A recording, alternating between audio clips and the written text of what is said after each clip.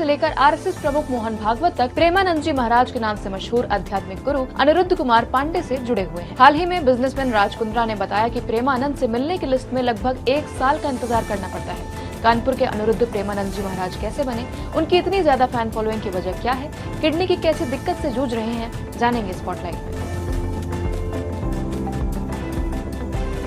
30 मार्च 1969 में कानपुर के अखरी गांव में ब्राह्मण परिवार में अनिरुद्ध कुमार पांडे का जन्म हुआ। घर के धार्मिक माहौल में पल रहे अनिरुद्ध हनुमान चालीसा और भगवत गीता का पाठ कर बड़े हुए। उम्र और बढ़ी तो ईश्वर को जानने और मोक्ष पाने जैसे कई सवाल उन्हें परेशान करने लगे, जिसे संस्कृत में विद्वान उनके बड़े भाई भी शांत नहीं कर पाए। 13 साल की उम्र में अनिरुद्ध की आध्यात्मिक यात्रा पूर्ण रूप से शुरू हो गई। 5वीं कक्षा में उन्हें विचार आया कि भगवान के अलावा ये पूरा संसार केवल मोह है, और उन्होंने उसी समय अपने दादा की तरह घर का त्याग कर संन्यास ले लिया। इसके बाद वो बनारस पहुंचे और काशी विश्वनाथ मंदिर तुलसी घाट पर साधना करने लगे। माना जाता है कि रोजाना 3 बार गंगा स्नान करने वाले अनिरुद्ध को अगर 10 से 15 मिनट तक कोई भिक्षा नहीं देता था तो फिर गंगा जल पीकर वो वापस ध्यान करने लगते। इसी दौरान बनारस में रहते हुए उन्हें पहले आर्यन ब्रह्मचारी और बाद में आनंद स्वरूप ब्रह्मचारी के नाम से जाना जाने लगा। फिर संत स्वामी श्री राम शर्मा से वृंदावन जाकर भगवान कृष्ण की भक्ति का अनुभव करने की सलाह मिली। माना जाता है कि करीब 35 साल की उम्र में जब प्रेमानंद जी को किडनी की बीमारी के बारे में पता चला तो जिस आश्रम में वो रहते थे वहाँ से चलने फिरने की स्थिति में न होने के कारण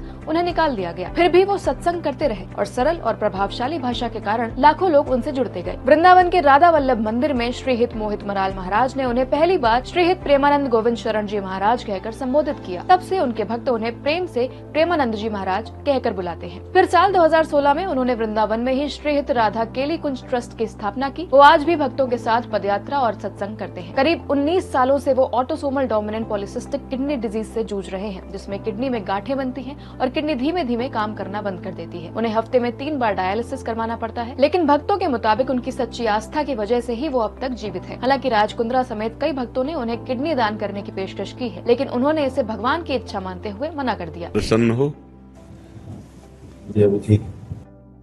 ठीक ही रहना चाहिए।